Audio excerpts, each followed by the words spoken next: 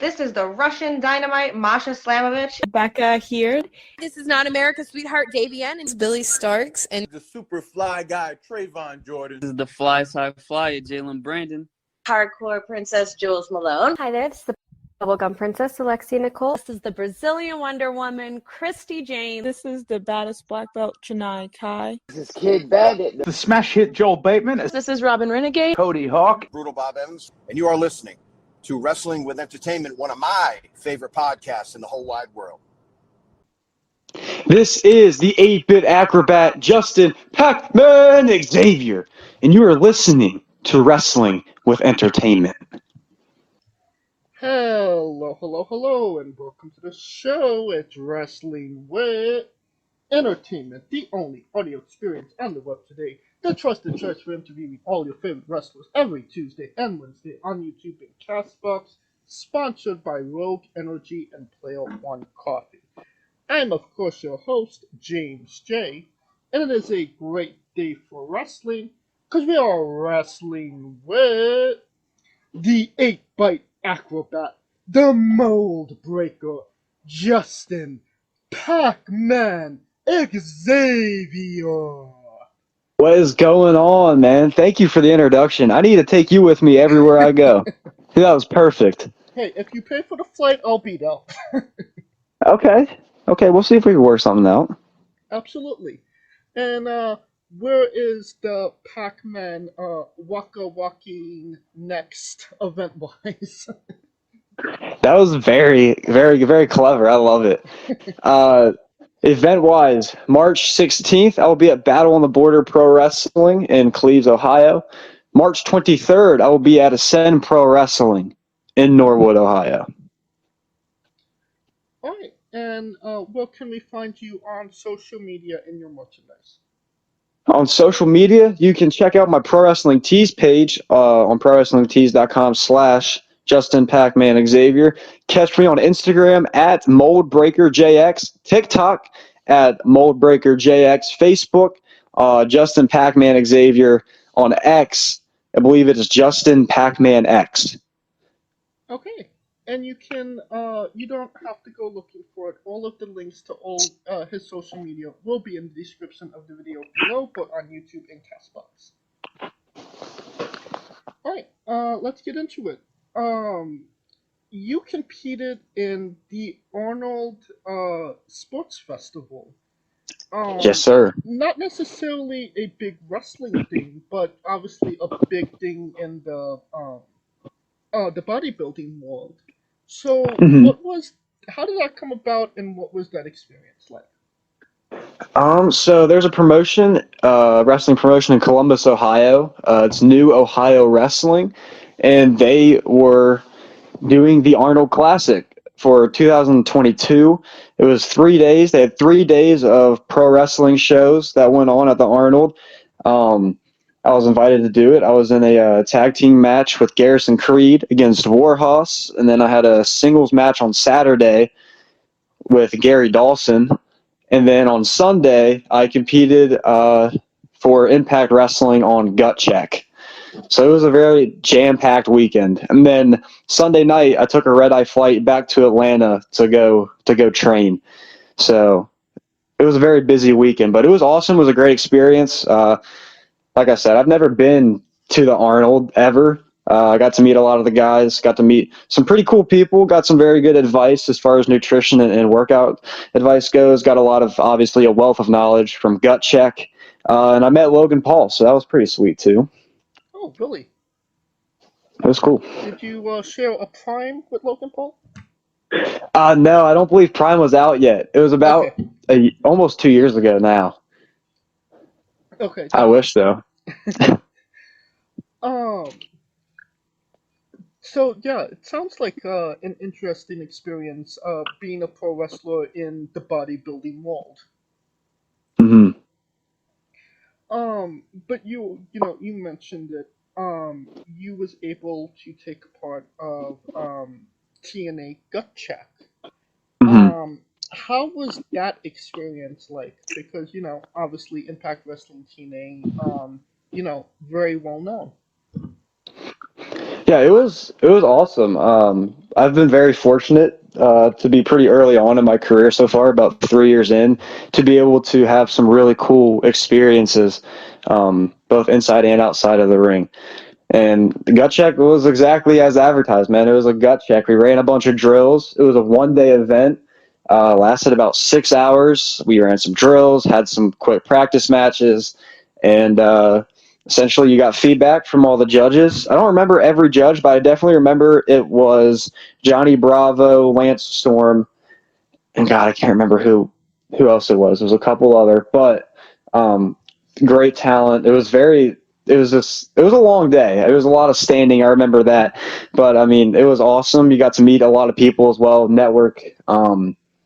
It was just a really awesome experience. And two guys, Jack Price and Jason Hotch, ended up winning gut check and both got a contract. Very deserving, the most deserving guys at that time. You know, I'm glad to see them finally, get the praise and get to showcase how talented they are on a big stage. So it was a really great experience. I mean, looking back on it, obviously with a little older, a little wiser, hmm anything sticks out to you, hindsight being 2020? Um, Not necessarily. I mean, I had just don't know. Oh yeah, I was just turned 20 around the time I competed in it. So, I mean, I'm still very young, but at the time I was young and about a year and a half in, just trying to take advantage of every opportunity I could get. So, I mean, I think I really wouldn't have changed anything, honestly. I think you should always, reach for the stars and put yourself in positions to where you could be successful or at least get on people's radar. And if I did that or not, I'm not sure. But I mean, I definitely, I showed up, I busted my ass, and I did the best I could at the time. So I mean, I feel like as long as you have that mentality and that attitude for every chapter of your career, wherever this road takes me, it's a good thing to have. Well, you're definitely on TNA alumni's radar, and that being Jake Crist. Oh, absolutely. Obviously Jake is, a well-known, very respected name in pro wrestling in general. hmm So can you tell us about teaming with Jake Crist and your relationship with him? It's been incredible. I mean, I've been able to learn so much. Just being able to pick his brain, and just be able to get advice and constant feedback from him and from somebody who's been to the dance, who's done and accomplished things that I wanted to accomplish in this sport. For him to be, so unselfish and just be able to help out, I mean, it's been incredible. He's been a fantastic guy. And just being able to tag and team with him and Bobby Olson, it's been awesome, man. I remember being in study hall in high school, watching compilations of Jake Crist at PWG and in Impact, winning the X Division title, hitting the cutters, and all kind of this cool shit. It was awesome, and it's been sweet. I have not been able to wrestle him one-on-one yet. I did wrestle him in a triple threat match at Allied Pro in Kentucky for the Wrestling Revolver World Heavyweight Championship. It was me, Jake, and Gaston LaRue, and it was a lot of fun. But I mean, I was able to hit my own version of the Chris Cutter on Jake Crist in that match, so that was a surreal moment, man. But it's been awesome. It's something that I've never been taken for granted. It's been a hell of an experience. I'm just grateful to be in the spot I'm in. I do have to ask, good friend or better enemy? I don't know. We'll have to find out, man. He's a great friend. I'm not really an enemy, so. Well, what I mean by that is, you know, better facing him or better teaming with him. I don't know. It's been an amazing teaming with him. I'd have to wrestle him one-on-one. And I'm sure that's in the cards coming up, right? Maybe so, maybe not. I'm not sure. I guess we'll just have to see where it ends up. I mean, teaming with Jake Crist and obviously, winning gold with him as well. Obviously, that's a moment, right? Yeah. Is that a moment like that you take in the moment, or is that something that kind of sets in afterwards? Like, wow, I did this. Definitely afterwards. I feel like anything in wrestling, at least that I've accomplished, especially something like that, in the moment it feels cool, but it really doesn't like set in until I start thinking about it. If that makes any sense. No, absolutely. And I do have to ask, what's a pet peeve about Jake that you just don't understand?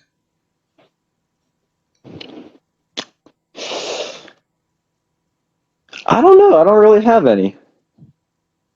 I think he's a fantastic mentor. He's given me a wealth of knowledge, and he doesn't cut any corners. If something was terrible, he's honest with you. If something was great, he's cool. He's honest with you. That's the best thing you could have. Is just honest feedback and constructive criticism. I mean, I really don't. I don't know. Nothing yet. Okay, fair enough. Well, keeping on the topic of Jake, you actually did a run-in to save Jake, from Matt Cardona. Yes. Can you tell us about being in the ring with Matt Cardona? I was only in there for a couple of seconds, but I mean, I remember sliding in the ring because he was going to hit Jake with a chair, and I saw he had the chair in his hand, and I remember sliding in the ring, looking at him, and I was like, damn, this guy's pretty jacked. And I ducked, and I turned around, and next thing you know, I just got hit in the head with the chair, and I don't remember what else happened. I mean, there should be, some type of match coming down the line, right? You and Jake and Matt versus Matt? Maybe. I think that's a fantastic match. If Matt can find a tag team partner, I know he has a couple, so Right. might throw that out there, throw out the challenge. Hell yeah. Alright. Now you've worked in a six-sided ring. Could you tell us about the advantages and disadvantages of competing in a six-sided ring? It's very different. It takes a little getting used to. I would say definitely the advantage is just being able to maneuver differently. I'm a very elusive guy. So I can definitely use more, there's more turnbuckles, there's more ropes, more things to, jump off of. So I use that to my advantage for sure. But yeah, I mean, just more possibilities for creativity for sure. Okay. Now, can you tell us about being one of Dalton Castle's boys? It was a great experience. I didn't find out it was happening until like the day before, or maybe it was like the day of. I think it was the day before, and I was just stoked. I mean, I used to watch Ring of Honor when I was growing up. Ring of Honor was on Star 64 where I lived at on Saturdays at 10:30. So I grew up, on Ring of Honor. I grew up on the Briscoes and the Adam Coles, the Roderick Strongs, the Dalton Castles. So when I found out it was going to be one of his boys, I was ecstatic. I was excited because I was able, to just be able to get a chance to talk to him, get some advice as well, and help his act out and help him be. He's fantastic, obviously. Not that he needs help, but it was a great experience. I think 15-year-old me would have been freaking out. 20-year-old me was definitely still freaking out a little bit, but I was like, I don't know, it was just really cool. It's one of those things where you're in the moment and it's happening, and it's just like, oh, this is awesome. Hell yeah. Alright. Is another moment like that being in the ring with Rhino? Yeah, definitely. I mean, me and my buddies used to try to replicate ECW in the backyard growing up. So to be able to share the ring with a guy like Rhino and watch him just gore somebody until, I don't want to say they were lifeless because I don't want to get any demonetization or anything, but he was pretty close to it. So it was pretty awesome. So it was sweet. he's a great guy, and he was able to give me a lot of great advice as well. So it was sweet. Awesome. Now, coming up, I believe March 15th, you're having a match, where Shockboy will be the referee, no? Yes. How do you, when something like this is announced so far in advance, what are your thoughts on, going into a match, and obviously, TNA legend Shockboy is going to be in the ring with you? Not necessarily opposing you, but, counting the dream. Definitely just being able to get advice from him after the match is over. Picking his brain, and whatnot, and trying to stay in contact. But just going into it, honestly, just continue to do what I always do. I go out there, bust my ass, and do my very best. So I'm very excited for that. Maybe I'll do a stunner. I don't know.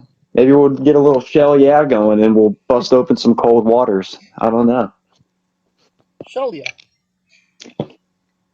Alright.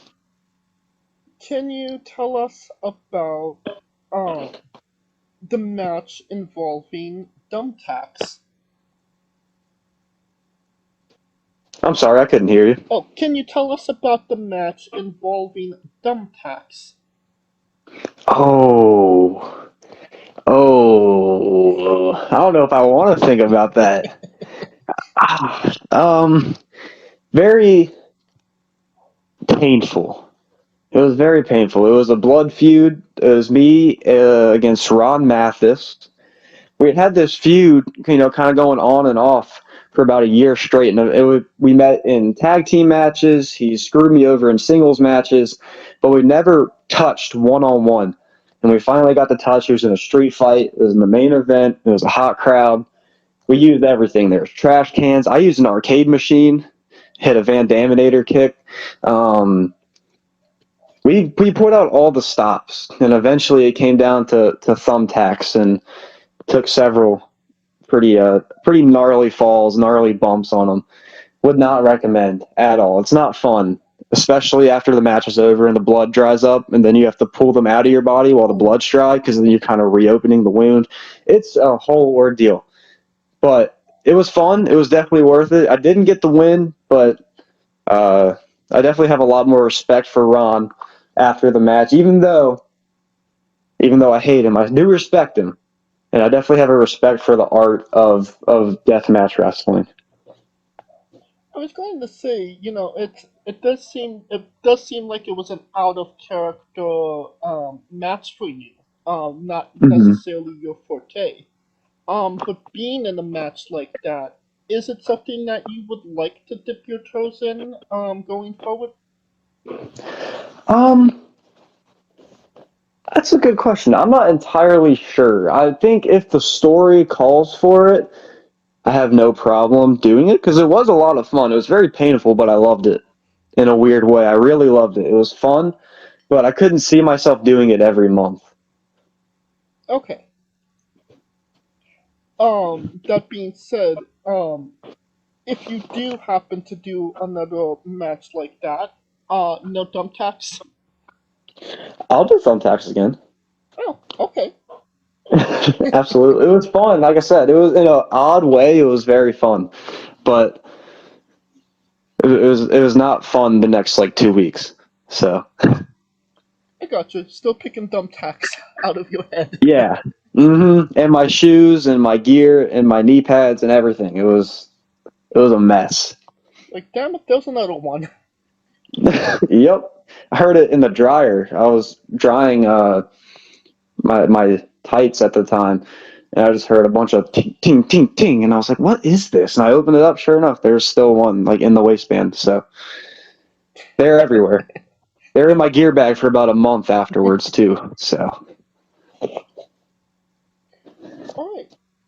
Can you tell us about your relationship with your other tag team partner in Arcade Hangover, Party Mike? Me and Mike have been best friends since 7th grade. So it's been well over a decade now. It's me and him. We kind of. It was funny. Like I moved schools and we met, and then I ended up moving schools again, and then a couple months later he moved to the same school I was at coincidentally, and then we always watched wrestling and we wrestled in my dad's basement in middle school and high school until we broke a window and we got told to go outside. So we bought a trampoline and we had a big backyard wrestling federation that ran throughout, all of high school, and we had people from our class come to shows and stuff. And then, we graduated and both started training, and one thing led to another. We became a tag team. We've won tag team championships across a couple states, couple promotions. It's been awesome. He's fantastic. It's a lot of people when they get into pro wrestling, if they have a tag team, it's usually somebody they meet at training or after the fact. But you and Mike known each other long prior before that. When you win gold with, a childhood friend, does that make that moment a little bit more sweeter? Oh, 100%, absolutely. I think after the show, when we won our first tag team titles, we were at Waffle House, and we were just like looking at pictures of us like in the basement and in the backyard as kids, holding the makeshift tag team titles we made out of cardboard boxes, or eventually we upgraded and got tag team titles from Toys R Us. But we were just looking at it now, and then we were looking at the championships we had, the real ones, the real thing, and it was pretty surreal. It was like a really nice, wholesome, full circle moment. All right. Now, is there a pet peeve about Mike that you don't understand? He likes to party a lot. I'm not a big party guy, man. Party Mike's a party animal. I'll go, I'll be the DD or I'll, just hang out, but I'm not big into partying, man, but he's the gimmick. Living the gimmick. He's the king. He's the king. All right. I think that's a great segue into Justin's Bizarre Adventure. You're a pro wrestler that goes up and down the roads, and weird, crazy, and bizarre things are bound to happen. Can you tell us a road story that fits that description? Oh, I'm trying to think. There's some that I definitely can't say on air. But those are the ones we want. I'm trying to think of a tame one. Okay, so I was 19 at the time. It was me, Carson Drake, Prima Donnie, and Piper GK Fan. We rode down to Jeffersonville, Indiana for IWA Mid-South when they were still running. They ran out of the arena down there. And at some point, Carson was being Carson and said something to somebody. And this gentleman was on a motorized scooter. He says, "Just wait till I come back." And he just it was like starting to get dark outside. He just kind of rode off into the sunset. So we were confused, but we didn't think anything of it. And we were talking. We were out at the car. And all of a sudden, it's dark outside. And we see 10 to 15 people on light up LED motorized scooters rolling towards us at a very unbrisk pace, to put it politely. They all started rolling towards us, and they were threatening to beat up Carson, threatening to shoot him, threatening to do everything. Carson had insane heat that night. And eventually, I believe somebody threatened to call the cops, and a couple of them were like, "Oh, hell no." And then they all rode away in a pack. It was very odd. I had to smack myself a couple of times to see if I was like, am I imagining this happening right now, or did that just happen? But no, it just happened. Yeah, I'm trying to picture that in my mind as well. Yeah, it was really odd. Yeah, it was really funny. An odd adventure to say the least. Yeah. Alright. Um, can you tell us about auctioning off your ring gear to benefit charity? Yeah, absolutely. I just figured it's something I do auction off my ring gear a couple times a year, and usually the money I make from it I'll put back into merch or to buy new gear or whatever, you know. But I figured for the holiday season I could do something good for the community, and I was glad I was able to do it. I auctioned off a set of tights, knee pads, and kick pads to the highest bidder. They ended up winning it, and I used the money I made from that to buy $250 worth of toys from my local store, and I was able to donate that to the Children's Hospital for kids. So it was really awesome. I not to get too personal, but I definitely have dealt with things from the Children's Hospital growing up with people who I'm very close with in my family. So to be able to kind of have that come back full circle and be able to help out and contribute to children, you know, who need it, it was really cool for me. It was something I could definitely be able to like look back on and think like just that alone. The fact that I was able to do that alone makes this all worth it. So it was really awesome. Awesome. Now, you're the current Zero Gravity and Ascend champion. You have multiple world championships right now. You know, it's one thing to have one promotion say, you know, we're putting this on you, you're our guy. But what does it mean to you to have, you know, multiple promotions say you're our guy and be trusted with that flag? It's awesome. It's something I'm very grateful for. It's something it's cool. It's really cool to see, you know, promotions and promoters as well as the fans, you know, put enough faith and believe in me enough to be able to represent the brand. It's something that is very honorable. It's something I take very seriously. It's something that I respect, you know, and I try my very best to go out there every time I defend any championship, you know, and set a certain standard and set a precedent to, you know, this is the highest level. This is what this company, this brand is all about. So I'm just glad to be able, you know, to be trusted to represent it. It's something it's really cool. It's awesome. I'm very grateful for it. Alright. Can you tell us about your love of Pac-Man? I just love it. I mean, growing up, we used to have plug and play games where you would plug, you know, like the blue and the white and the blue, white, and yellow is what I had wires into our TV, like a fuzzy box TV that would shock you if you touched it. And I used to we had plug and play games. I had like so many games, and eventually we got a retro edition that had like Galaga and Space Invaders and Asteroids on there. But then it also had Pac-Man, and I just gravitated towards it. And the more I got into wrestling, I kind of had a gimmick, but I didn't really know what it was. And then, you know, so then eventually it kind of just all evolved into being Pac-Man. I started getting called Pac-Man from just shirts I'd wear and ring gear I used to wear. So then I just fully decided to run with it. And it just correlates with me as a performer. I'm very fast. I'm very elusive. So is Pac-Man.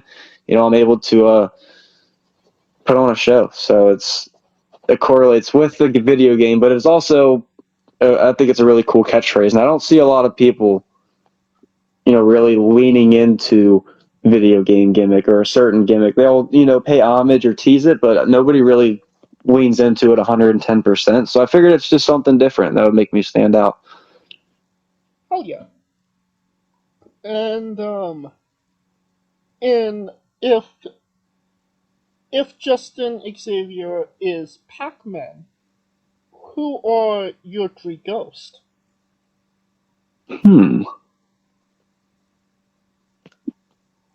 Definitely have to say Party Mike, Jaden Jet, and Jake Crist. Okay. Do you think we'll ever see down the line a Mrs. Pac-Man? We might. We might. I don't know. We'll have to see where life takes me. I'm currently in a relationship. We've been in together for a year and a half, so very possible that she becomes Mrs. Pac-Man. All right. Now, is there like a version of Pac-Man that you prefer over others? Like, are you like an avid Pac-Man player?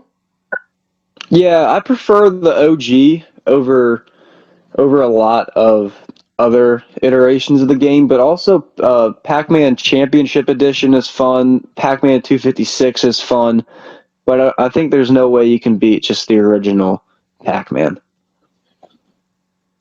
Other than Pac-Man, what video games are you playing?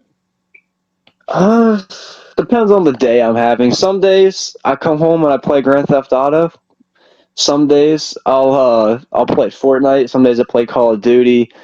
Just a little bit of everything. Okay. What's your go-to Fortnite skin? Fortnite skin.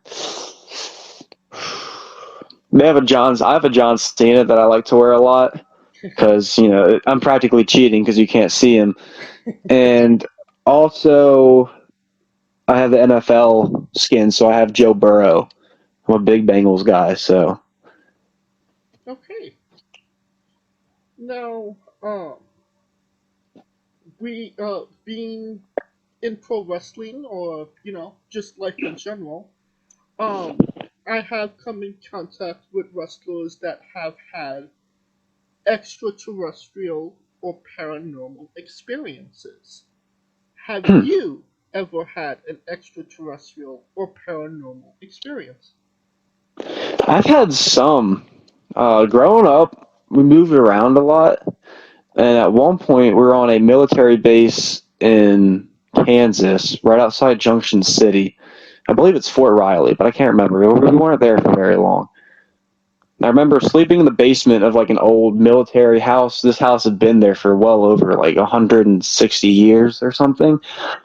And just weird stuff would happen at night. And it was just all unexplained. There weren't any, pets alive in the house that would cause these disturbances or noises or the lights turning on. And I don't know. It was really creepy. It was very odd. I never had like a specific moment that I was like, I believe in paranormal or the ghosts, but it was a really eerie feeling. You had like the feeling someone was like, there was a presence there, but there was nobody there.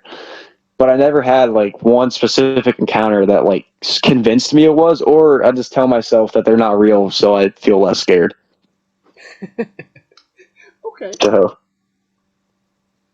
Now we also believe everybody is nerdy or geeky about something. Other than Pac-Man, what is Justin nerdy or geeky about? So many things, man. I have a pretty good Funko Pop collection I'm pretty proud of. Some people in my apartment, aka my girlfriend, are not too keen on, but I love them. I'm a big avid amusement park goer. I love riding roller coasters. I love theme parks. I love everything like that. Big into sports. I'm a big stats guy, so I love just watching the stats, of everything: baseball, basketball, football, even tennis. Like I love sports as well. So I'm pretty nerdy about a lot of things in my life. I don't know. I find everything really interesting. Let's start with the Funkos. What is your favorite Funko, and what is maybe your most your most expensive one that you have? I don't know what the most expensive one I have, at least for how much it's worth, is. I've paid like $40 for one of them. It was a blue Power Ranger. So I just had it because I thought it was really cool, and I was the only one I was missing I couldn't find anywhere. So that's probably my most expensive one. As far as a favorite, that's hard. I have a Smokey the Bear one. I like that one a lot. It's really rough. That's hard. That's a really hard one. I have a Randy Macho Man Savage one. That's probably one of my favorites too. Awesome. Is there one that you have your eye on, or that has eluded you as of right now that you're looking into getting? It's funny you say that. I just found it 2 days ago. So for the longest time, I couldn't find the set. It was Bret Hart and Shawn Michaels from WrestleMania, and it comes in like a 2-pack. They're in the ring and everything. I couldn't find that one for the longest time, but I had finally found it, and I got it. And it's in the mail. It's on the way. So I don't know. Outside of that, I'm struggling to find a John Cena Thugonomics Funko. I've looked everywhere. I can't find it. And everywhere online, it's like $40. But I feel like I can find it somewhere for cheaper. So I'm kind of on the hunt for that. I mean, if you find it for, like the $10 or $15 mark, just make sure the shipping isn't like $40 or $50. Oh, yeah. Or it's coming from like the middle of nowhere. Right. Yeah. Alright. So yeah, Funkos is definitely, an interesting world to be in, to say the least. Mm-hmm. You said that you like to look at the stats of other sports. Just the stats, or actually like watching them? Well, I watch the games too, for sure. It's just all the stats behind it are really intriguing to me too. Like, I don't know. I think I'd be a good sports analyst if wrestling wasn't in my life. Okay. Alright. I think that brings us to the colossal question. Let's say that they're making a movie about you. Every movie has a soundtrack. What would be the first 3 songs on your movie soundtrack? That's a really good one.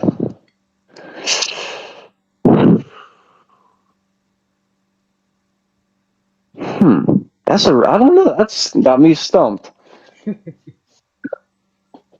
first 3 songs on the soundtrack for a movie about me.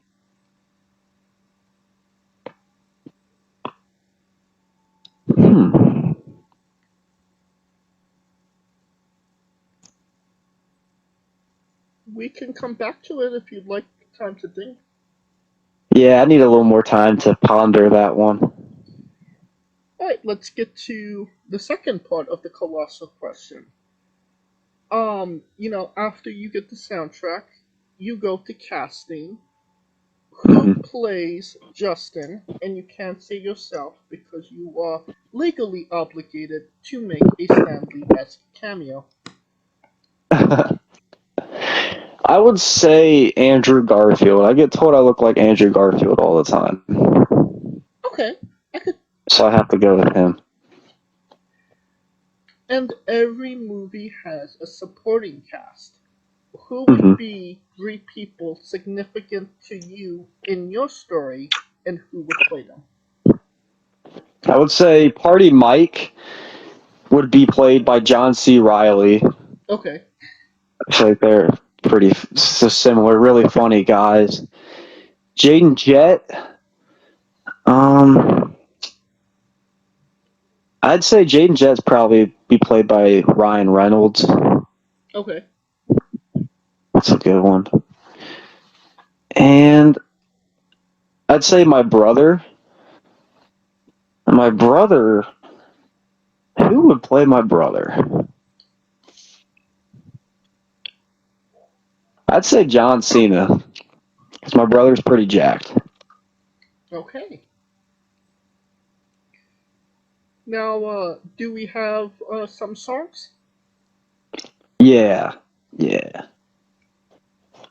We'll go with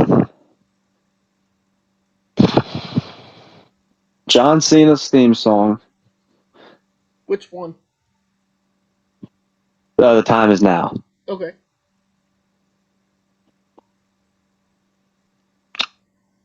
Got 2. Probably go with it's a song from the Spider-Man, from the Miles Morales movie. I think it's called Riot. That one's a good one. Okay. For when we used to get a little wild back in the day. Trying to think of like a wholesome song. Probably something from like Lil Dicky, one of his tracks. Okay. Do you lock it in? To lock it in. Alright. We are locked in. Final answer. On to a controversial subject. Pineapple on pizza. What's your stance? It depends what else is on the pizza. Like, is there pepperoni? Is there something to offset the sweetness? Is it like a sweet and tangy, or is it just like cheese and pineapple?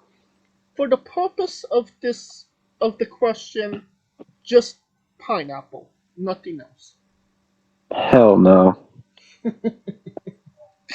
Nope. I'm cool. But if there was other toppings with it, you'd be okay with it. Yeah, definitely. If there's like banana peppers and pepperoni, maybe some sausage, maybe some like chili flakes or something, the like sweet and spicy, something like that. I think I could see myself enjoying that. But just plain, no. Uh-uh. Alright. What's your spirit Pokemon? Not a big Pokemon guy. I don't know a lot of them. Okay, fair enough. We love the late great Tracy Smothers on the show. Mm-hmm. Do you know the acronym for Thug? THUG. Oh my god, I was just watching a Tracy Smothers compilation today. It popped up in my phone. I don't know what it is. I know it's like, is it truly humble under God? No. I don't know what it is. T is for terrible, H is for hell, U is for ugly, and G is for jail, 'cause a Doug can't spell. I was just watching that promo today too, when he had there was a whole group of people with him. Oh yeah. I believe full-blooded It's classic. Italians, even though Yeah, Tracy was not fully blooded Italian. it was classic. I believe he was Irish. Weirdest question you'll be asked on a wrestling interview. Would you ever consider wrestling a Rock? Not Dwayne Johnson, not the country, an actual physical Rock. Oh, probably. It depends on how much I'm getting paid. So who's going over? Who's going over? The Rock is going over. Damn. Yeah. I'll do it if the money's right. I'll do it. Alright. Well, just for context, there's this wrestler named Psycho Mike that actually wrestled a Rock for over 15 minutes in a Tungsten Man match. That's an Honor Man match that lasts for 2 weeks. Damn. Yes. And he did not go over The Rock. He lost to sediment? Yes. Darn. A rough night at the office. A rough 2 weeks at the office. He was wrestling that Rock for 2 weeks. It sounds like an ad for Viagra. On a more serious note, where do you see yourself in 5 years? In 5 years, I hope to be under contract with a wrestling company, professional wrestling company. It could be any company. I really don't have any, specific destination. I just want to be able to do what I love for a living. I feel like that would be awesome. So I'm going to do everything I can within the next 5 years to make that a reality. And what is a match people should go out of their way to see that best shows off what you are all about? I had a match with Carson Drake at Ascend Pro Wrestling. If you're in the Cincinnati area, you can catch it on television. It's on cable in Cincinnati on Saturday nights. Or you could just follow Ascend Pro Wrestling on YouTube. Give them a subscribe, click, like, all that fun stuff. But the full match is on there. It's me and Carson Drake for the APW Heavyweight Championship. That is definitely a match that I think is one of my favorite matches I've ever had. Definitely. All right, and you said that was on YouTube. Yes. I will go onto YouTube and I will pull the match. And I will put a link to it in the description of the video below, but on YouTube and Castbox for anybody that hasn't seen it, wants to see it, wants to re-see it after this interview. Awesome. I believe it just got uploaded on Saturday, so Perfect. still fresh. All right, and since we are nearing the conclusion of this interview, we are wrestling with the 8 questions of doom. Oh no. This is our speed round, our bonus round, the round where we see who you really are. Are you ready? I hope so. Excluding yourself, greatest wrestler of all time. You say greatest of all time? Yes, excluding yourself, greatest wrestler of all time. That's hard because every generation has evolved. Everything's so different. I guess if you want to look at in-ring ability, Shawn Michaels. Worst wrestler. Probably The Rock that beat that guy in 2 weeks. Oh, wow. No love for Psycho Mike. No, the Rock Psycho Mike. He seems like a fine gentleman. The Rock itself, we hate that guy. We hate the physical Rock. Hey now, we do not disparage the good name of The Rock. I do. You're main eventing WrestleMania for the World Championship. Who is your opponent? So they have to be signed to WWE? Anybody, anywhere, any generation.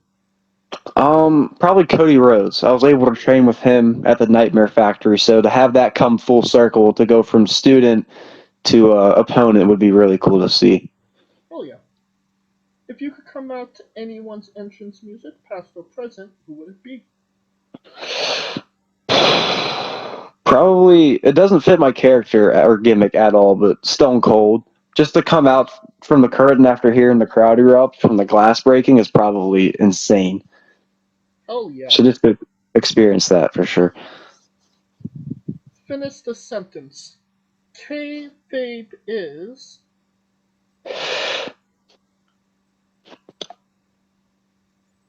Somewhat dead. We would have also accepted taste great on toast. Squash. Vegetable or fruit? Vegetable. It is indeed a fruit. Yes, it has seeds, so it is tomato logic. Okay. That's interesting. New Japan wrestler Tai Chi. His ring gear gets smaller every year, revealing more of himself to the world. My question, what is the appropriate trunks to butt cheek ratio for ring gear? I don't know. I've never worn trunks. I don't have the legs for it, so I've always been a tights guy. But in your opinion, what's the percentage? I don't know. I'd say, I guess whatever the person wearing them is comfortable with. Okay, fair enough. And the last question, the main event, the thing everybody wants to know. Have you ever had a conversation with a stranger in a supermarket about Darby Allin? No. Nope. And that is the correct answer. And that will conclude this interview. Thank you so much for coming on and doing this with me. No, thank you for having me. I had a lot of fun. Absolutely. We like to make it interesting for our guest. And Hell yeah. once again, where can we find all things Pac-Man on social media and your merchandise? Social media, you can find me on Instagram at MoldBreakerJX, Facebook at Justin Xavier, TikTok at MoldBreakerJX, Twitter or X, whatever you want to call it, is Justin Packman X. You can find my pro wrestling tees by going to pro wrestling tees and searching Justin Packman Xavier. You can also message me directly for merchandise, 8x10s, everything of that fun nature. As far as shows coming up, you can catch me at Spot Monkey Pro March 15th. You can catch me at Battle on the Border March 16th, as well as Ascend Pro Wrestling on March 23rd. Yep. Keeping busy in March. Yes, absolutely. And you don't have to type it into your Google machines. All of the links to all his social media will be in the description of the video below, both on YouTube and Castbox. Simply click the link. A new tab will appear on whatever device you are on. You have no excuse. Buy a damn shirt. I like the way you think. Hell yeah. And of course, thank you for listening. If you like what we're doing, please like, subscribe, comment, both on YouTube and Castbox. This was sponsored by Rogue Energy and Player One Coffee. Join us tomorrow as we interview Ken Warren. And join us every Tuesday and Wednesday for new incredible interviews. Follow the show at Wrestling with E, both on X, Thread, and Instagram. For information on who we're interviewing, when we're interviewing them, links to those interviews, and so much more. Follow me personally at JJ993. Alright, Justin, when I say wrestling with, you say entertainment, okay? Okay. For our very special guest, Justin Packman Xavier, Calico Yacht, Scooter Dust, I'm James Shea, and this has been Wrestling with Entertainment. Hey folks, this is the Colossal Mike Law, and you are listening to Wrestling with Entertainment. Enjoy the show, support these guys. We appreciate it very much. We'll see you at ringside.